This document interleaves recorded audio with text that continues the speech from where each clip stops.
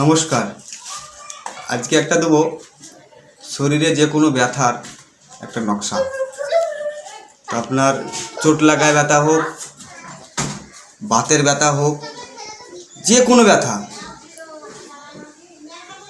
ও ব্যথার মধ্যে দেখবেন চুলকায়, অনেক ব্যথাতে চুলকায়, চুলকানি ব্যথা, যত রকম ব্যথা আছে শরীরে, যেখানে যে স্থানে ব্যথা আছে তারই একটা নকশা দেবো। তো আপনারা নকশাটা দেখুন।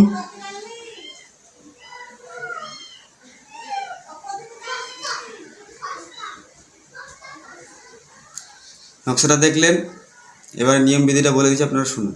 কী করবেন, যে নকশাটা দেখলেন সেই নকশাটা সবুজ কাপড় ক্লিপেন 8 আঙুল বা 8 আঙুল দিয়ে ওই নকশাটাকে অঙ্কন করবেন।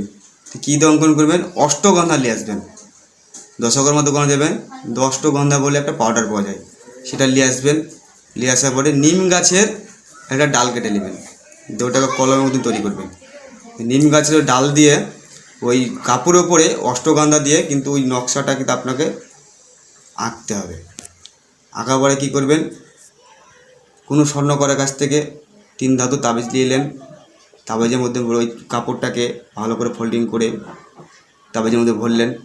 তাবিজে ভরার পরে আপনার যে স্থানে ব্যথা, যেখানে যেখানে ব্যথা, সেখানে ওই তাবিজটা বেঁধে নেবেন। দেখবেন আস্তে আস্তে আস্তে আধ ঘন্টা 1 ঘন্টা পর দেখবেন আপনার সে ব্যথা পালিয়ে গেছে। নমস্কার, জয় মা কালী। আপনারা করুন, উপকার পাবেন।